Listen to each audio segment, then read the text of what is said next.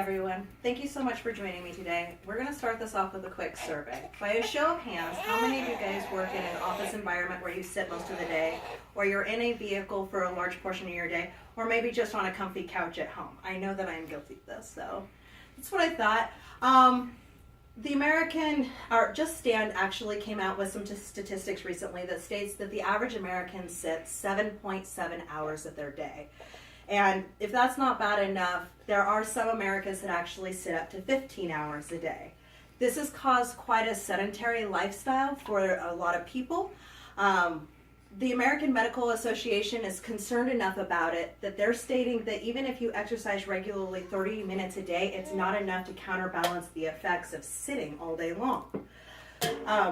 One of the things that has recently come out that may be a huge help is standing. Stand for up to 2 hours a day minimum.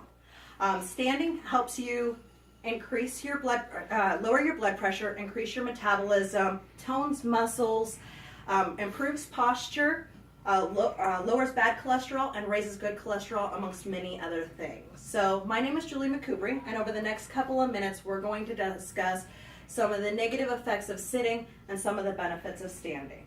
All right, so what's so bad about sitting? I'm actually going to read a quote here that I can never seem to memorize. Dr. James Levine states, "Today our bodies are breaking down from obesity, high blood pressure, diabetes, cancer, depression, and the cascade of health ills and everyday malaise that comes from what scientists have named sitting disease."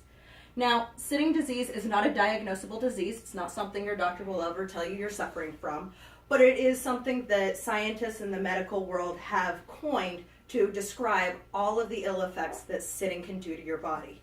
So some of them are visual, you'll see obesity and things like that, but some of them are under the surface and you don't see them as much. So I have Phoenix here, who is going to be my visual aid and help me point out these things. Now, just as a quick side note, this is not if you're sitting 15 minutes or 30 minutes. We're talking about sitting for an hour or more at a time. Just want to clarify that. So a couple of things here with Phoenix. You notice that when you're sitting, after you've been sitting for a while, you have a tendency to slouch down a little bit. It's really bad for your back, your neck, just the structure itself. After sitting for a while, everything that's actually sitting on the seat itself will start to pool. Your blood will pool there. It won't flow the way it's supposed to. And if you notice, her ankles are crossed here, which means her nerves are being pinched. Now, I am sure that all of you have suffered at one time or another of being sitting down and standing up and having your foot be asleep. And that's because you've pinched nerves. Now, what you don't see on the inside is that you have skeletal muscles, and they are meant to be contracting on a regular basis. Your body stores fuel for them. And when we sit for long periods of time, those muscles are no longer contracting the way they're supposed to, and that fuel has nowhere to go, so it just dumps into your bloodstream. This is a really high risk, or raises your risk of type 2 diabetes quite a bit. Another thing that happens is your digestive system is scrunched down. Your body drops enzyme production by 90%, and those enzyme production, these enzymes are the ones that actually break down the fats and sugars of what you eat. Your calorie burning has dropped down to 1 calorie per minute being burned the longer that you sit.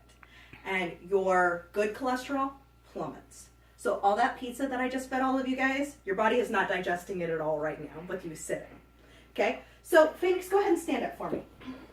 Now when she stands up, your body straightens out. Her posture is improved, her back is now straight, she's not crossing her legs anymore, so the blood flow as well as her nerves are no longer being pinched.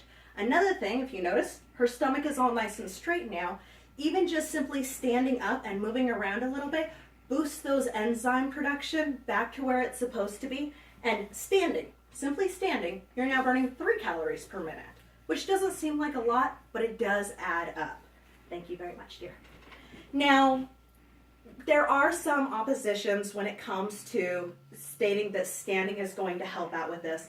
And the opposition comes in many different forms. One of the things that's being said is that there's just not enough studies done yet on this to really say that this is a solution. And it is being studied, but they're correct. There's still very limited research on this. Another is that the participants of these studies are only being followed for 6 months after the fact. So what happens after 6 months? Are they still seeing the benefits, or are they going back to their old habits? Another thing is can we break the habit? If we were to go into every office and replace their sitting desk with a sit-stand desk, how many people would really stand up at the desk, and how many people would still continue sitting? It's a habit to sit down when you're working, when you're eating, when you're having a conversation. All of those things you tend to sit down for. Now, one thing about all of the opposition, they all agree that standing is better than sitting. So we're all on the same page with that. All right, so we've talked about some of the things that sitting causes, and I just want to make a final point, and I don't want to sound like WebMD, but sitting does increase obesity, type 2 diabetes, cardiovascular diseases, some cancers, and can also lead to premature death. Standing really does help prevent all of those. Now, if you are in a place where you cannot stand, maybe you have a medical handicap and you're just not able to stand for that long, that's understandable. If you were to even get up and walk around for maybe 3 minutes every 20 minutes or so, you're still boosting up all of that enzyme production. You're still counterbalancing a lot of the issues with sitting. So, I do want to just finish this off with an idiom of like a sitting duck.